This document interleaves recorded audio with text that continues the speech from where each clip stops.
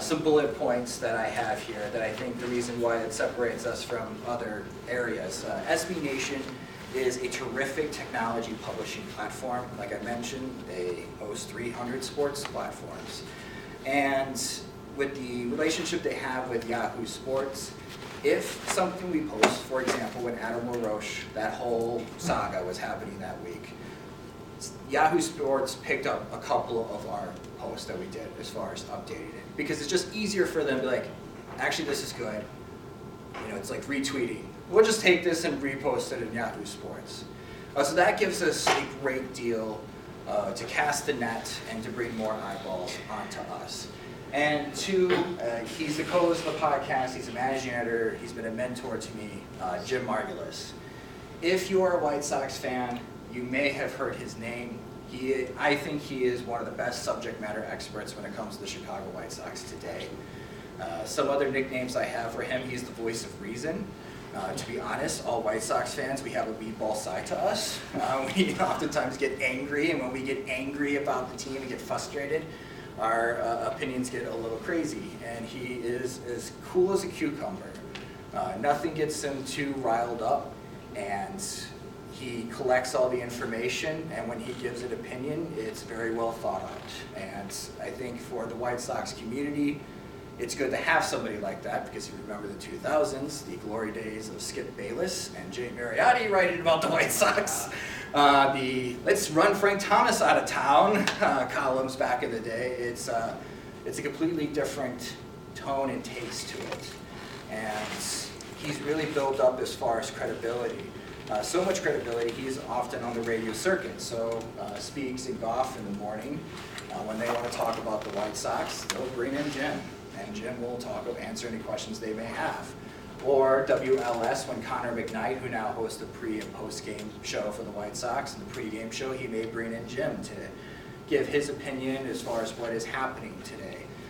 And he was just recently on ESPN 1000. He was actually on, I don't know why, but he sent me a text. It's like, hey, I'm going to be on Albuquerque radio. I'm like, and this was during the Adam LaRoche talk. I'm like, what is Albuquerque, New Mexico? Why do they care about Adam LaRoche? He's like, well, I don't know, but I'm going. So he just hopped on the Albuquerque ESPN radio station. And he's been writing about the White Sox since 2005. And the reason why he's not an ordinary fan blogger, and I'll admit, I would be, if I was just blogging, I'd be a fan blogger. I'm a fan, I write about the White Sox. My past history, I went to the University of Wisconsin-Oshkosh for radio, television, film, which is a broadcast journalism degree. So I have a lot of experience in radio and television broadcasting, but not a lot of journalism experience, not a lot of writing experience. Well, Jim went to the University of Missouri, he went to their journalism school, and he works for the Times-Union in Albany, New York. So he's really close to Cooperstown. So he's done some really fun projects, historical projects, where he can just hop over to Cooperstown. I think it takes him 40 minutes to drive there. And he's a journalist. So when you have a journalist writing a fan blog or managing a fan blog, then suddenly the game changes. This is a guy that understands ethics. This is a guy that understands writing, and he understands how to convey a message through his works. And that has provided a lot of credibility to us, where we have become an authoritative resource about the White Sox presently. And looking at number 3, we talk about the White Sox when nobody else did. According to Jim, there was a great ice age in 2007 when the White Sox went, I believe, 72 and 90. And fan blogs just dropped off. 2006 was a fun year. They were the best team in baseball at the All-Star game. And then the Tigers and Twins got crazy hot in the second half. And even though the White Sox won 90 games, they missed the playoffs, which was a bummer. And in 2007, faceplant, and a lot of bloggers just gave up. It wasn't fun to write about the White Sox. But Southside Sox continued to do it. Sox Machine continued to do it. And 2013 and 2015, I'll be honest with you, it was not fun writing about the present-day White Sox. 63 and 99. At that season, they were 26 and 26 at Memorial Day. So if you do the math, that is a horrible, horrible record after June.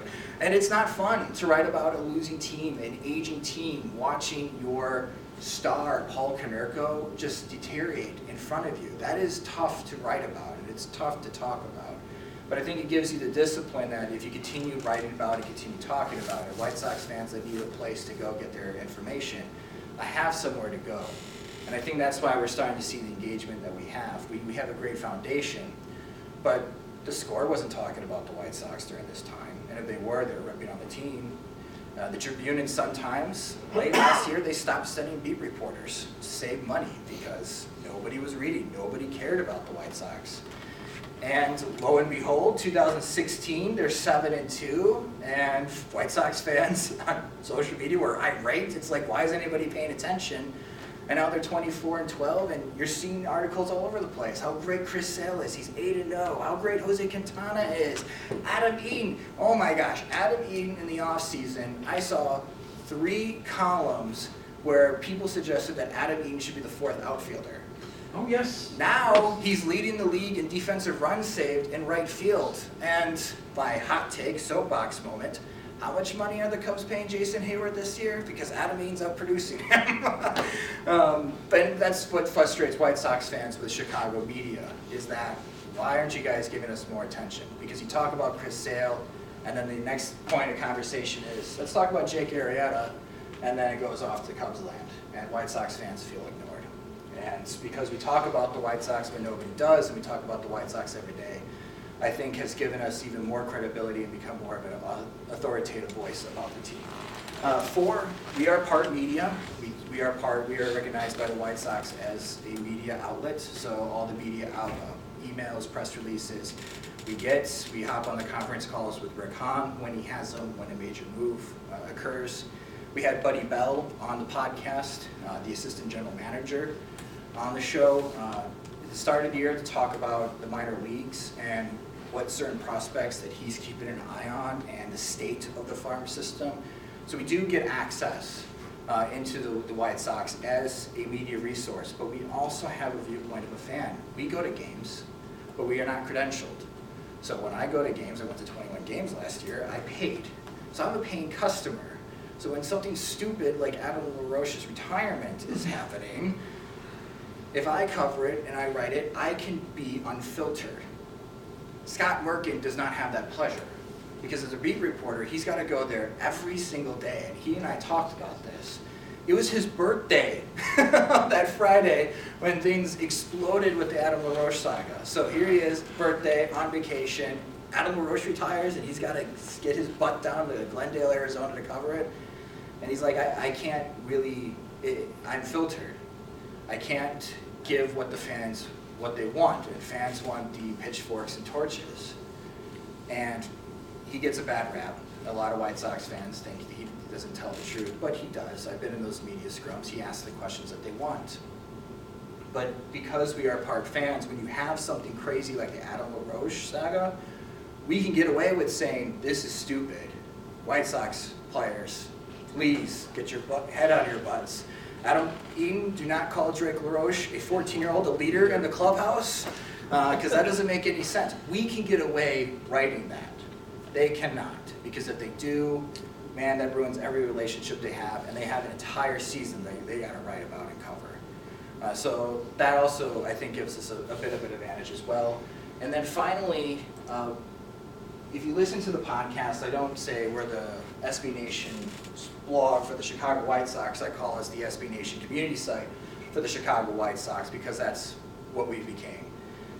I think with a lot of media today, if Phil Rogers writes a column about Chris Sale and Jake Arrieta and their historical seasons, we go and read that, but we don't stay. We read, we click off, we move on. In Southside Sox, what I have noticed is that people read and then they stay.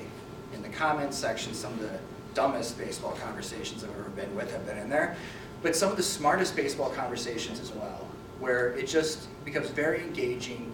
It's just not comments like, oh, this was a great article, thanks for writing it. No, it's questions, and those questions get answered, and it's just not being answered by the author, it's being answered by other White Sox fans. And the way that Jim writes, oftentimes he's thinking aloud. He's not saying this is what it is. He's just pondering, is this the way that it's happening? And it allows fans to kind of chime in and do some research, go to Baseball Reference and Fangraphs. and just kind of develop either theories or try to find answers for one another so we can better understand what's happening. And we also have a meetup every year, and this was from last year's meetup, where all those that are part of Southside Sox, that read it, fans, once a year we go to a White Sox game and we meet each other face to face. I think this year we have someone coming from Canada, we have someone coming from California, Seattle, and Rhode Island to come to the meetup, so it's very exciting. And just to kind of recap, because again, like I mentioned at the beginning of the presentation, I think for the authors here, the historians, when you're doing your research for the White Sox, you use the Sun-Times and you use the Tribune because they are the authoritative voice during that time period, where they are getting access to the story, and they are getting the information and the quotes. And you can use that so when you write about the history, let's say in 1919 for the Chicago White Sox, you have the real information, you have collected the opinions of what the public and society thought at that time period. And our goal is to become essential for White Sox fans, that every day they can come to SouthsideSox.com and get their news, get their information, listen to the podcast. If you don't like what 670 The Score is talking about the White Sox, listen on Mondays, download our show. And now we have a live show during the week, which I'll talk to a little bit more in a moment. But our goal is to become the must-visit site for White Sox fans. And it'd just be so cool 10, 15, 20 years down the road that somebody sources what's outside Sox and research. Now for some fun. A couple trivia questions I have for you. So back in 2012, the Southside Sox community created a nickname for one of the current players in the Chicago White Sox. Since then, it is the official nickname on the player's baseball reference page. And it was on his trading cards last year. So I'm asking the audience, I even have a prize for you. Who is that player? I know the answer, but... Does anybody else know? Yeah. Kemka knows. Yeah, we should stay out of it, though. I mean, giving See if people you an can opportunity. even guess which player it is. Yeah, you just have to guess the player, and I need to know Just get the nickname. player, even if you don't know the nickname. Yeah, 25 options and choices. All right, Joe, you can go ahead and answer. Oh, Yeah, it's Chris Sale. It's Chris. The condor, because he looks like a condor. Yes. So that's what we designed. We have shirts and everything, and we donated the profits to the Chicago White Sox Amateur City Elite. It's their inner city baseball program where they given out. It started off giving an opportunity for kids on the south side of Chicago to play the sport, and now it has become a baseball factory. If you're following the MLB draft, Corey Ray, the outfielder from Louisville, he is going to be a top 10 pick. He comes from the Ace program. If you saw Baseball America's draft #2, they had him falling down to the Sox, Which would be amazing. Oh, it'd be amazing. It's not going to happen. As soon as I saw that, it's like, are you kidding? He's not getting down to 10. It'd be awesome. It would Of be course awesome. they'd take him. So this is the reason why we call him the condor. Yeah. Inverted W. If you look at a condor, there he is. We got it on Baseball Reference, and we were able to, it just gained popularity. So it is Topps baseball card last year. Boom, they have it right there. all the time. Speaking of Chris Do they Sale, have do they have a footnote giving you credit for nope, of course not. Of course not. So I had Brooks Boyer on, who's the chief marketing officer with the White Sox, and he and I have a deal. If the nickname catches on and the shirts do so well that I get a cease and desist letter from the FBI for selling an image, a copyrighted image without permission, he will rename the K-Zone to the Condor's Nest. So I have to get in trouble with the FBI to win that bet. No small feat. Okay, the second trivia question, which is timely. Chris Sale is 8-0 to start 2016. John Garland also started 8-0 in 2005. Eddie Seacoat, Knuckles, he holds the team record for most consecutive wins to start a season by a White Sox pitcher. How many wins in a row did Seacoat win? 12. That is correct. But there was 2 relief appearances mixed in there, one of which was a loss. Well, blame Baseball Reference. In 1919, won his first 12 decisions. He was 12-0. He actually finished the year 29-7. Just look at the innings pitched compared to what we see today. 306 2/3 innings pitched, 30 complete games. The only thing that Chris Sale may actually beat is the 1.82 ERA, which would be insane to finish the year. So what's next for us as, you know, somebody, as a media resource that writes about the team, that podcasts the team? We're really buying into the whole idea to try to give more to White Sox fans and to try to fill in the gaps that are missing right now within White Sox media. We have a live show now called Southside Sox Live. It's typically Wednesdays or Thursdays where we actually stream live online. In a way, it is competing against the live talk shows for Chicago sports. 30 minutes recapping the series that just occurred. So next week we'll be recapping the Houston Astros series, and we will be previewing the Kansas City Royals series on that show. Just deep dive, break all the games down. This is what we're really happy with. Here are some red flags. All right, let's preview the Kansas City Royals series. Because again, White Sox fans, they have a need for it. They're hungry for it. Not a lot of people are doing it in the current media today. And we also have a key sponsor, Connie's Pizza. It is now sponsoring not only the podcast, but also Southside Sox Live. And then in the future, a lot of writing, a lot of audio, so of course the next step would be video. And the great equalizer today in media is social media. And if you are a key subject matter expert, whether a historian, author, or you want to start baseball blogging, Twitter is your best friend.